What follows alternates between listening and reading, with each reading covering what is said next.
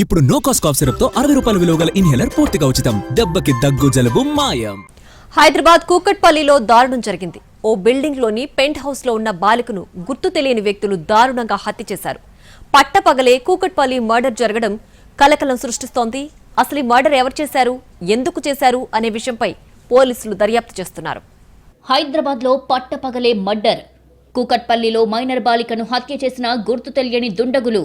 ఇక్కడ చూడండి, ఈ ఫోటోలో ఉన్న అమ్మాయి పేరు సహస్ర. నిండా 12 ఏళ్లు లేని ఈ అమ్మాయికి అప్పుడే 100 ఏళ్లు నిండాయి. ఈమెను ఎవరో గుర్తు తెలియని వ్యక్తులు చంపేశారు. కూకట్పల్లిలో కృష్ణ, రేణుక దంపతులు నివాసం ఉంటున్నారు. వారికి 2 పిల్లలు ఉన్నారు.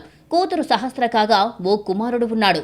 పిల్లలను బాగా చదివించి ప్రయోజకులను చేయాలి అనే ఉద్దేశంతో దంపతులిద్దరూ పనులు చేస్తున్నారు. కృష్ణ స్థానికంగా బైక్ మెకానిక్ గా పనిచేస్తున్నాడు. రేణుక స్థానికంగా ఓ ల్యాబ్ లో టెక్నీషియన్ గా పనిచేస్తోంది. ఉదయమే ఇద్దరు తమ తమ పనులకు వెళ్లిపోతారు. పిల్లలు కూడా స్కూల్ కి వెళ్లిపోతారు. కూకట్పల్లిలోని ఓ బిల్డింగ్ పైన పెంట్ హౌస్ లో అద్దెకుంటోంది కృష్ణ కుటుంబం. అయితే ఇవాళ స్కూల్ లేకపోవడంతో సహస్ర ఇంట్లోనే ఉంది. కొడుకు మాత్రం స్కూల్ కి వెళ్లాడు. కొడుక్కి లంచ్ బాక్స్ ఇవ్వాల్సి ఉందని స్కూల్ నుంచి ఫోన్ రావడంతో కృష్ణ ఇంటికి వచ్చాడు.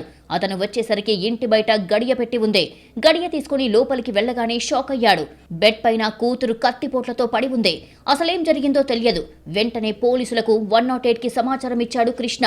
సంఘటన స్థలానికి చేరుకున్న పోలీసులు వెంటనే డాగ్ స్క్వాడ్ ను రంగంలోకి దింపారు. క్లోజ్ టీంతో ఆధారాలు సేకరించారు. అందుబాటులో ఉన్న సీసీ కెమెరాలను పరిశీలిస్తున్నారు. తద్వారా నిందితులు ఎవరో గుర్తిస్తామని చెబుతున్నారు పోలీసులు. మరోవైపు చిన్నారి సహస్ర మృతిపై కన్న తల్లి రేణుక విపరీతంగా విలపిస్తోంది. తమకు ఎవరితోనూ విభేదాలు లేవని చెబుతోంది. అలాగే ఎలాంటి కుటుంబ కలహాలు కూడా లేవంటోంది రేణుక. అనుమానించాల్సిందా కాదా? ఎవరు చేస్తాడు? అది ఎవరు చేశారు? ఎవరు చేశారు చెప్పండి సార్. నేను మార్నింగ్ వెళ్తాను, ఈవినింగ్ వస్తాను. నేను ఎవరి మీద అని చెప్పాలి? చెప్పండి, మీరే చెప్పండి.